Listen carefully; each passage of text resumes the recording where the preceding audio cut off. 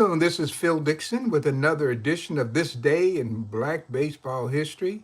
Today, of course, is November 16th, 2025.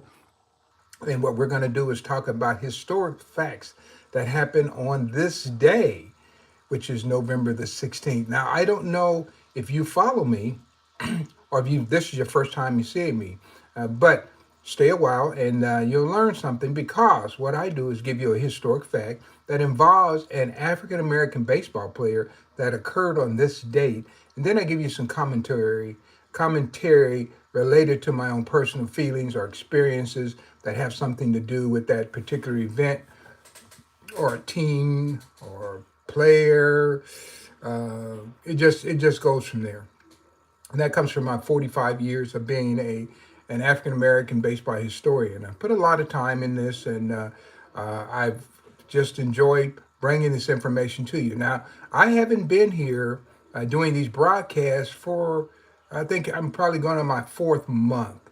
And so I've been trying to come to you daily with something different. So we're going to jump right in today. We're about a minute 30 in and start giving you some facts. And so, guys, I hope you enjoy this. If you're here listening live, go ahead and say hello and put your name down, and I would appreciate that. And right at the end of the broadcast, I might get a chance to say something to you. All right, so let's go back. Let's start at November the 16th, 1906. Okay, Minnesota, that's the University of Minnesota, lost to the Carlisle Indian School 17-0. The points were made on kicks, and neither team made it to the other team's end zone. So the final score was 17-0. And Bobby Marshall, who was a famous Negro League baseball player who played for the University of Minnesota, played there a number of years. I think I did put some notes down. I don't know if I still have that over here or not. I might have that here. I made these notes several days ago. Yeah. No, this might be. Yeah, no, this was him. Yeah, this is Bobby. Some notes I made for Bobby Marshall. Uh, he played actually in the NFL for Rock Island in 1917 and 18, and in 1899 he played at Central High School in Minneapolis there. And there were just a few notes I had put down related to Bobby Marshall. But he did play for the St. Paul Gophers, played for the Leland Giants. Actually, he played in that Cubs series, 1909, when the Leland Giants played 3 games against the Chicago Cubs intact. So the Chicago Cubs had their full team there, minus, I think, maybe Tinker wasn't there, and Chance, the first baseman, wasn't there. But for the most part, they had their great team playing against an all-black team and for the city championship in Chicago. So Bobby Marshall was one of the players who played in that game for the Leland Giants, or in that series for the Leland Giants. But playing the Carlisle Indian team was a pretty tough proposition. They were one of the greatest professional football teams. Well, actually, they weren't professional. They were like government sponsored, we'll just say that. And they played a lot of college teams. And so they're playing the University of Minnesota. And Bobby put a few comments. He said that they went after me several times when I was either out of bounds or down. And he said somebody named Gardner. Gardner must have been one of their star players. He said Gardner jumped on me and slugged me, and I got up and pushed him away. That's how that rough and tough football was back in that particular time. So, but that's Bobby Marshall. You can look him up on Google, and you can learn something about Bobby Marshall. So they're playing the famous Indian team. Now, I kind of wanted to know, did Bobby Marshall ever play against Jim Thorpe? So I'm still looking for that. In case somebody finds something, you can share it with me. Now, Jim Thorpe came to the Carlisle Indians in 1907. So he wasn't there for this particular game in 1906. So that's a little bit of history there. Somebody said NASTYA. Somebody said hello from Russia. Hey, all right then. Good afternoon from America. All right, then we're talking baseball and baseball related history as it has to deal with African Americans in sports. Okay, So let's go to another fact. November 16th, 1929. In a wild finish at Los Angeles White Sox Park, the Philadelphia Royal Giants lost a 16 to 14 baseball game to the Shell Oil team.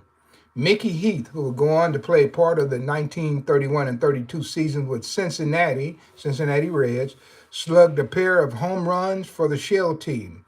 Now, he that hit 38 home runs playing for the Hollywood team in 1929. So he was coming off a great year, and of course, he kept banging them out of the park. And on this particular day, he downed the African American team, and this was the Philadelphia Royal Giants. I happened to interview at least one player that was on the Philadelphia Royal Giants, and that was Carol Ray Mothel. So I do have a few other notes here.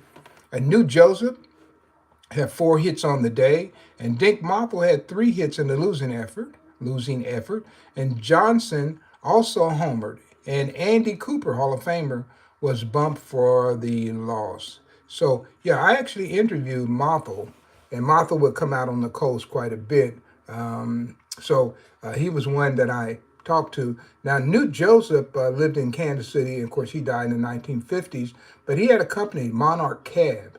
And I remember there was a guy named Starks who was like an artist here, and I interviewed him, and he was the one that put the Monarch logo on all of Newt Joseph's cabs. And when they started off doing this cab business, originally they were like jitneys, and a jitney was someone you could call and they could take you to the store and things like that. And Newt Allen was one of his jitneys. Wilbur Rogan was, and Newt Joseph, of course, was. And they had come from California, and they, through working and playing baseball year round, they were able to purchase cars. So when they came out to Kansas City, they would use their cars. It's kind of like a jitney service, and that's kind of a pre-taxi service, kind of almost like a Uber these days. And that's how they made a little money until baseball season came along. So actually, been to Newt Joseph's old house where he lived off of Tracy Avenue, and I've been to Martha's house where he lived in Topeka.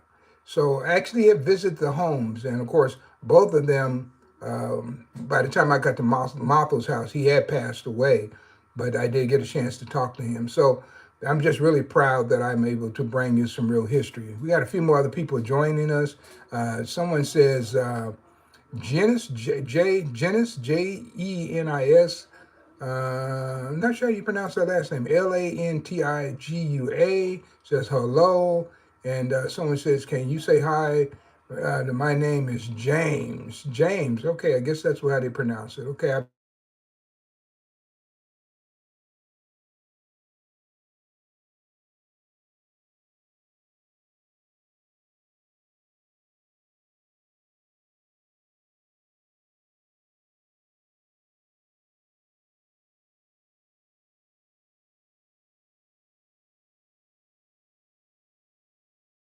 home runs than we've ever given him credit for. He was kind of like the sleeper on the Kansas City Monarchs team. He could hit well, and he could also hit for power. And he played a tremendous defensive third base.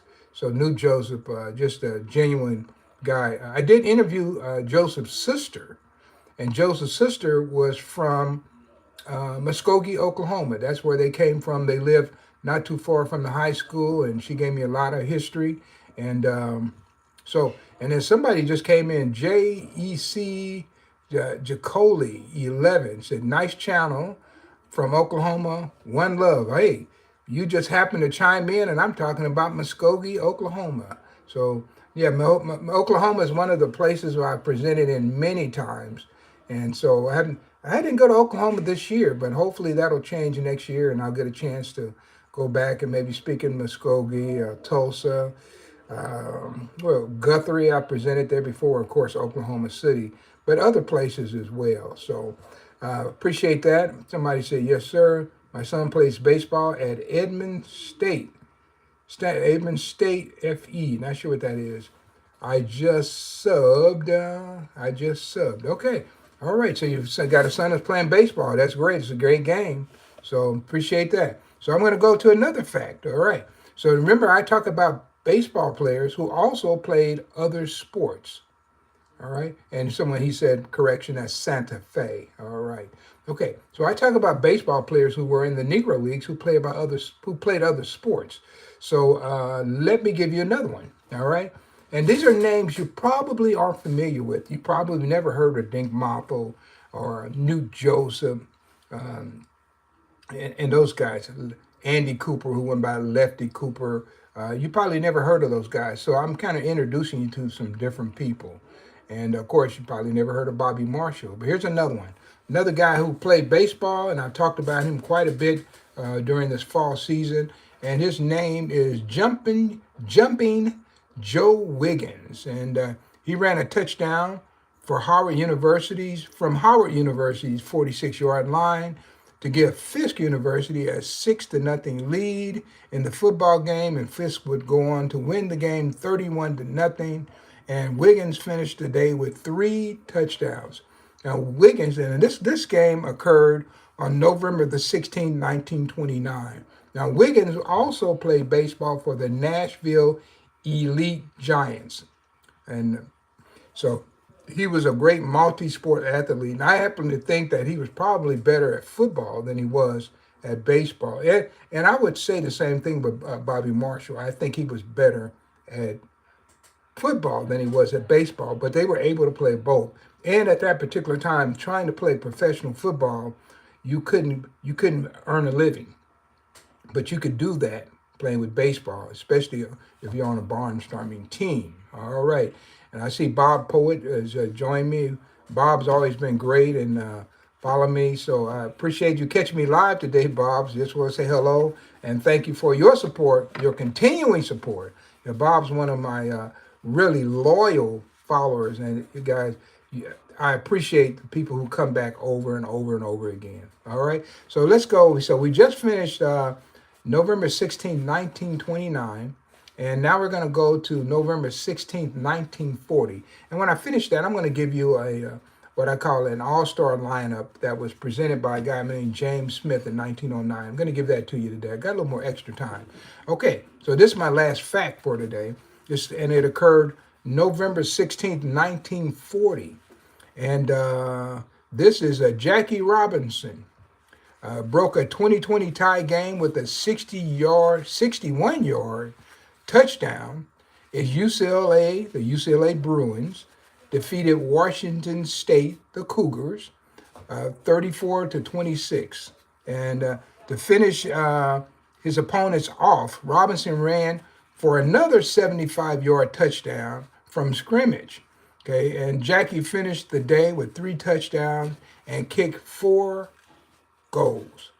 Now you got to think about this, man. Now, I grew up knowing about Jackie Robinson. We know that he was the first modern-day African-American to play in the National League. We learned that, right? And there's a movie I saw, the first baseball movie I ever saw on a playground in my community. It was the Jackie Robinson story. First time I ever saw a movie about baseball was the Jackie Robinson story. But guess what, guys? This guy was a superb football player. Played for Pasadena Community College and then also played for UCLA. And this guy put up big numbers. Jackie Robinson was sensational. And man, I don't think we talk enough about Jackie Robinson's football career because we're overwhelmed with his baseball activities. And of course, his number is retired in every Major League stadium. His number 42. No player can wear that number again in Major League Baseball unless specifically authorized. But that number 42 has been retired. In my estimation, I think Jackie Robinson should be in the Football Hall of Fame as well. Now, I don't believe he's there. I didn't check before I came on, but I'm almost positive that he's not because I've never seen it. But I tell you, this guy was a legitimate football player. And so if there's a college football Hall of Fame, he ought to be in that. He's got to be somewhere. He's got to be placed somewhere to get the recognition for all the things he did in football. This guy was simply sensational. All right. So just want to let you know about that. And somebody said, Let's see, we got somebody. Slice YT said hello, and then Bob Poy said, then I heard it was pronounced E light. Don't go by that. Don't go by that, Bob. You got to have somebody who talked to the players and somebody who's trying to give you the correct history. It's the Nashville Elite Giants. And I interviewed more of the players who played for that team, including Tom Wilson's wife. So I know from which I come. But if you look at the word, it's kind of like somebody would look at library and they say library. And it's not the word, but they're looking at the same word and pronouncing it different. And that's probably what happened to the team's name, the Nashville team's name. So just know that. But it is Nashville Elite Giants. Because once again, I always say, what is an elite? Everybody knows the definition of elite. And so I have to keep saying that to people because this is the platform where I can educate people, all right? Somebody says, peace and blessings from Kenya, all right? Born and raised in Cincinnati, Ohio. Man, the person is talking about Cincinnati, Ohio, a great baseball player who I've talked about a number of times, Charlie Grant, was from Cincinnati, Ohio. And so I did mention something earlier about the guy who played for the Cincinnati Reds. That was my first example today. But yes, Cincinnati's a great town. I presented there at the Union Station several times. And when I had a book out in 1992, Cincinnati was one of my stops on my book tour. So I did television interviews there as well. And somebody saying 100 plant-based black man. I'm not sure what that means. I'm definitely an African-American man raised in the African-American community, no doubt about that, in Kansas City, Kansas. How about this? If you're familiar with the Brown versus Board of Education, I was raised and went to school 60 miles from that legendary case. All right, and then Bob said, now you say it's back to elite. Yeah, it's definitely elite. Yeah. So thank you, Bob. And educate other people on that too, because people don't know from whence they get their information sometimes. It's not always solid. All right. Somebody said, I'm really glad I found you and this channel. I appreciate that. And that's looks like JEC College.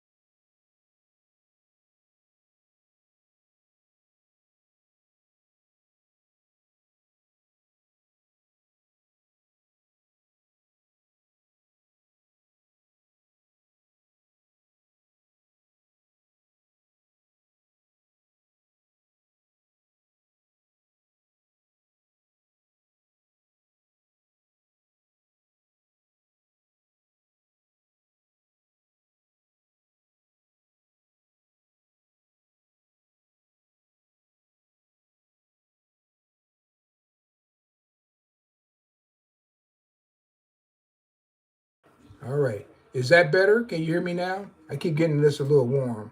This little warning here. Got an alarm that's going off, and evidently it's blocking me. So somebody said I lost your sound. So if that thing comes back on, I'll knock it off. All right then. Okay. So I'm not sure why that alarm is coming on. Let me see if I can get rid of it before it comes back.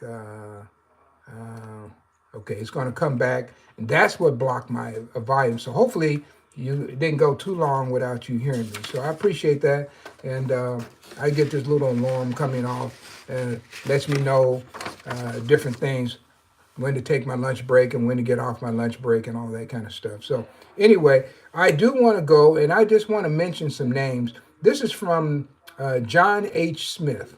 John H. Smith was one of the most decorated African-American soldiers in World War One. And before he went to the war, he was associated with St. Paul Gophers, the Leland Giants.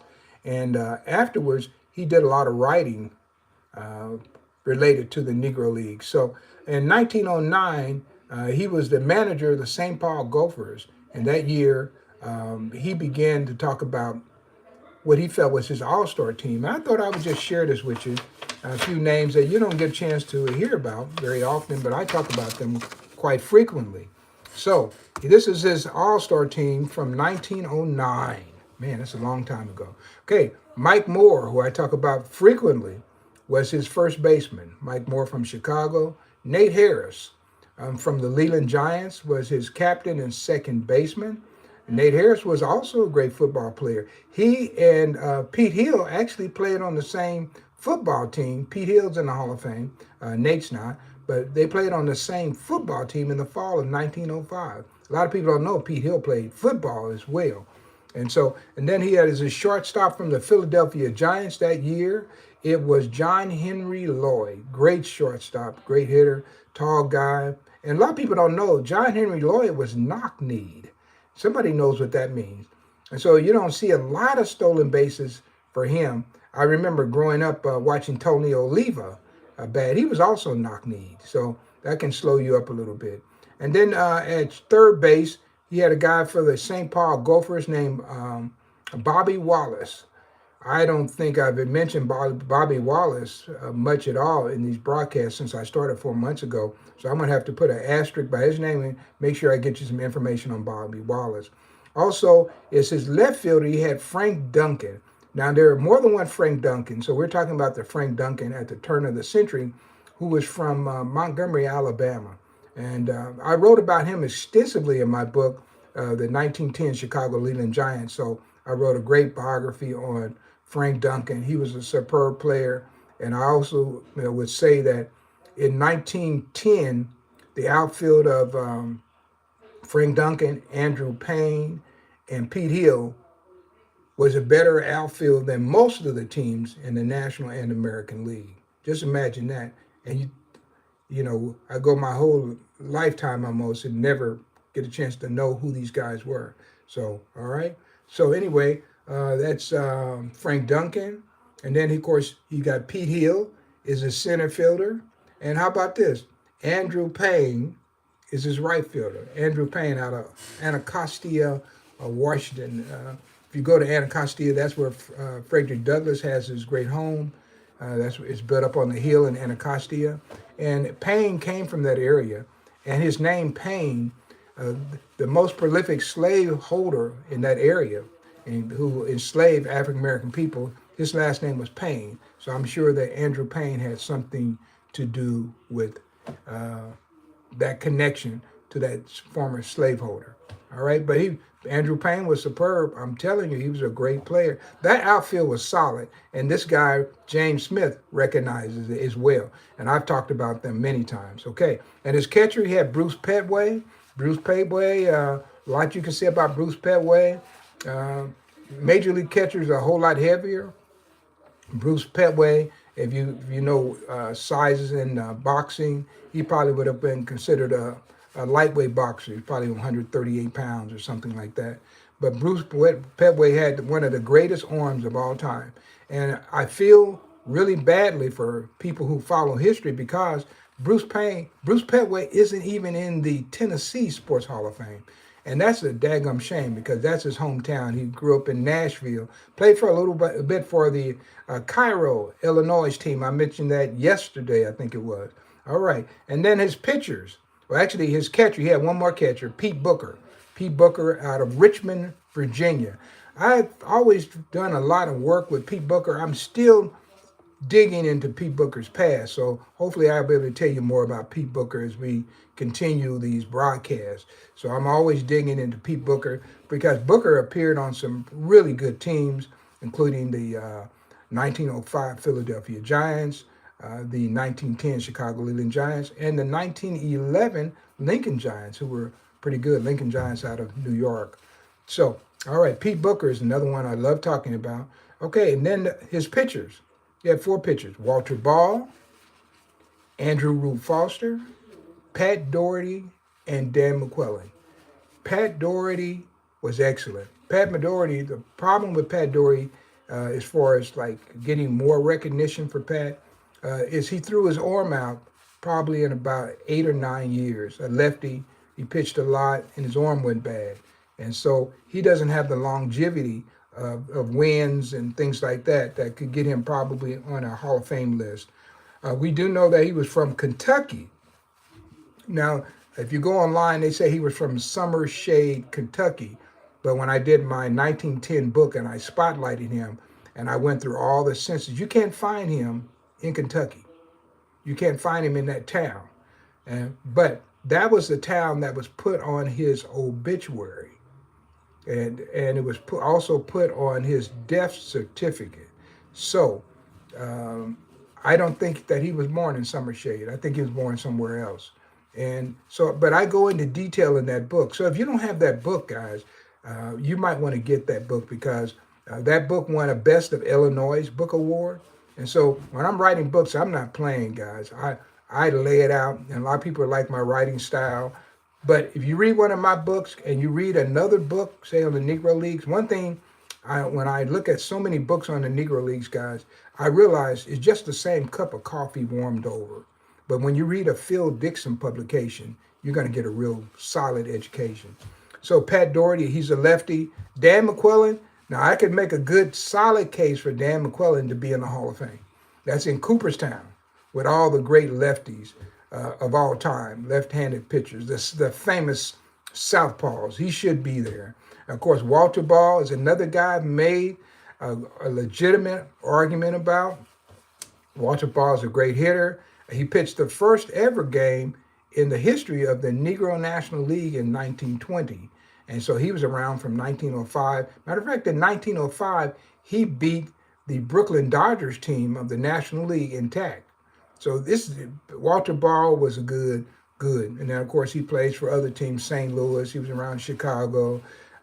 Pretty solid player. And he came from North Dakota. So, guys, that just gives you a little summary. And this was a James H. Smith, All-American colored, quote, colored team in 1909, selected by the manager of the St. Paul Gophers. All right. So I'm going to get out of here, guys. I'm going on 30 minutes. I know a lot of you out here watching football. Sorry for the 1 minute that it was muted. Okay. Somebody says, I'm going to read this here. Somebody mentions that his grandfather was born in Greensboro, Georgia, moved to Cincinnati during the great African-American migration from the South.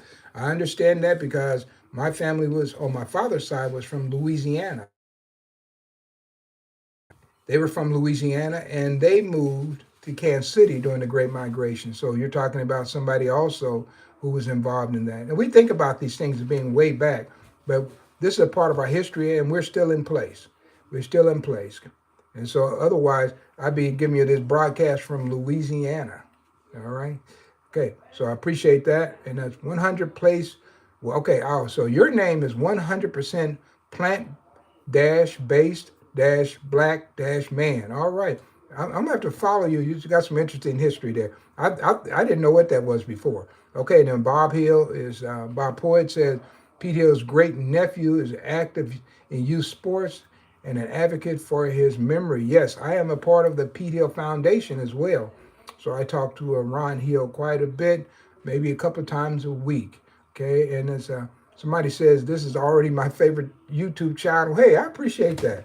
But I'm going to keep giving you some more. So if you think you like it now, wait till you come back tomorrow. I'm going to give you a lot more. And then say, Petway threw out Ty Cobb, trying to bunt for a hit. That's true. That was in 1910 down in Cuba. Yeah, don't have the exact date. 1910, fall of 1910 in Cuba. Actually, he threw Ty Cobb out so well that the last time Ty Cobb tried to steal second base, he tried to run back to first base, and they still pegged him out. Yep.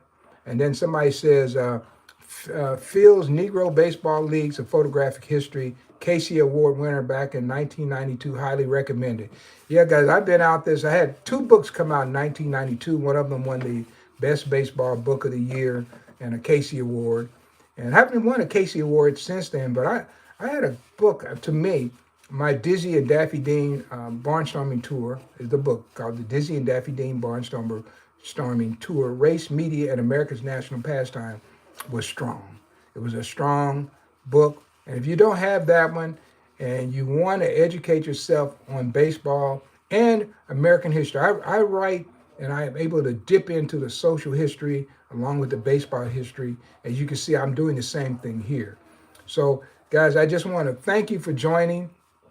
This about does it for me. Of course, football is going on like crazy today here in America, even though I've got some people from foreign countries. So I'm going to go ahead and the Kansas City Chiefs, who the team I followed ever since I started following football, will be playing. So somebody, Bob says the Disney Daffy book, very good too. Stuff found nowhere else. I appreciate that. And I will tell you, I'm on the verge of completing another book. I'm down to the editing process. And if everything goes well, I'll try to knock it out before the end of the year. But, the end of the year is vastly approaching. So hopefully, maybe in January. All right. So I want to thank everybody for joining. It's been my pleasure. And today is a wrap on the November. What we got? What day we got here? I got to think about it again. I do this so often. November 16th edition of This Day in Black Baseball History. And these are some historic events that happened on this day. And I appreciate you joining me. And hopefully you'll come back. If you like what I'm doing, go ahead and subscribe. Guys, like I always tell people, I don't have any flashy dancing girls in the background. And my jokes aren't very good, but my history's solid.